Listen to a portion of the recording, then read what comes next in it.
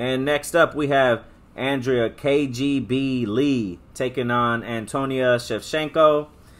For KGB, coming in on a 3-fight losing streak. She is 32 years old, 5'6", with a 69-inch reach. And on the other side for Schevchenko, 9-2, coming out of Tiger Muay Thai, 36 years old, 5'8", 68-inch reach. So for this one here, we have Andrea Lee coming in, like I said, I mentioned on that losing streak, dropping 3 decision losses to 3 of the upper echelon girls, I would say, in the division. She is a good counter striker. She has a good cardio, but not a ton of power in her punches. If she can avoid the clinch and get some takedowns and keep this and avoid the takedown, and keep this thing standing, she might have a good shot to win this fight. But I highly think the over will happen in this fight. I really do like the over. And on the other side for Schevchenko, she's known for the sister of the queen of the 125 division. She's a grinder. She loves the clinch. She comes in with those big knees out of the collar tie, and she has very good wrestling. Prior to the last pay-per-view, I might have said she was the better wrestler of the Schevchenko family, but then that's obviously widely incorrect. She has good Muay Thai, which that's probably her base. She has good pressure, and she's definitely going to be looking to clinch this up and probably try to get this to the ground. And she's really strong with her knees. Her last win was against Lipsky with that ground and pound victory, and I'm a Lipsky fan. That was a good fight. And before that, I think it was a Chukagan lost in decision.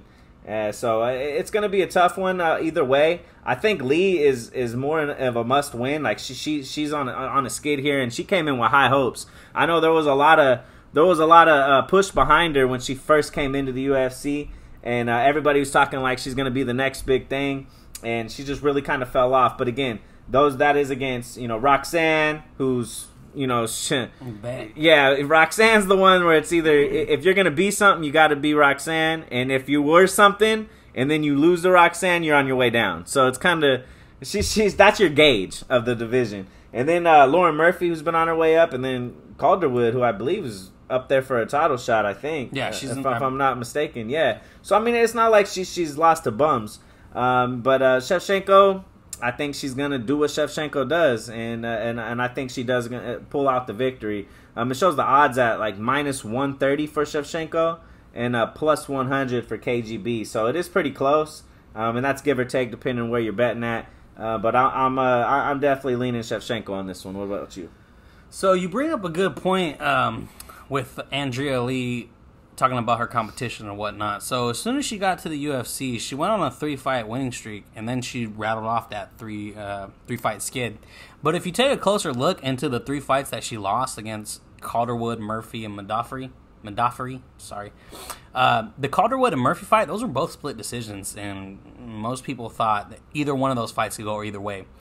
The Murphy fight, which is a little more interesting, and we could touch on that a little bit more, that was on UFC 247, Jones versus Reyes, which happened to be in Houston, where we're going back to. And if anybody remembers that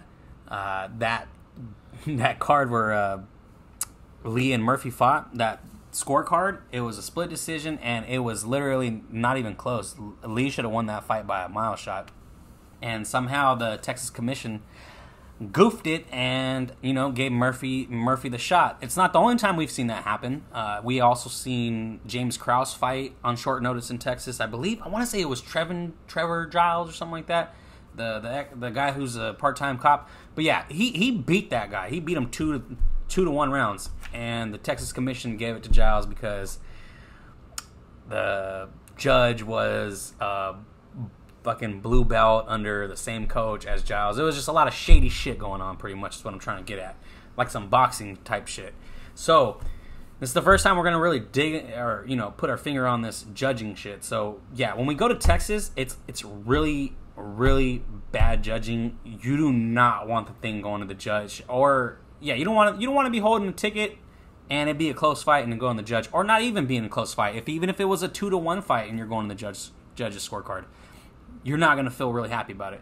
So last week I kind of talked myself out of the Luke Bonmi and or a couple weeks ago about the Luke Bonmi and Sam Hughes fight, about the over.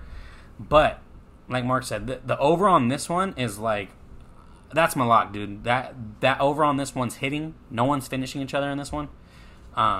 Andrea's a very tough. She, like I said, Mark said, she was the girl that the UFC was looking to put on, and she did go out there and get 3 wins, but then she rattled off those 3 losses. Like I said, that could have gone either or the way. So with Lee, she's definitely durable. Schevchenko, we already know the story about her. She's the sister to Valentina, and in her own right, she's a great fighter herself. She's very durable herself. She's long. She has great striking. That's her striking is actually her base, and more recently, she's been grappling a lot more. Has a lot of good head control, clinch takedowns that she does, and yeah, man, just they both share losses to Roxy. I just see this one. I see this one just playing out as a long fight between 2 competitive people who will be competitive with each other. One won't get over on the other, and I feel like if you're holding the Schevchenko ticket and it goes a decision and she loses, you're gonna be pissed. If you're holding Andrea Lee ticket and it goes a decision and Schevchenko wins, you're gonna be pissed. So on these type of ones, I would rather just take all of that out the equation. You're gonna pay a lot of chalk on it. It's gonna be like 4-1, but I would definitely feel like this over in a parlay would definitely be a good shot. Yeah, I would agree. I think the over is golden in this one. And for pure pick, I think Schevchenko is going to do enough to get the win and probably control this fight. Rather that's clinching against the cage or getting the takedown on Lee. So I'm gonna go Schenko on this one.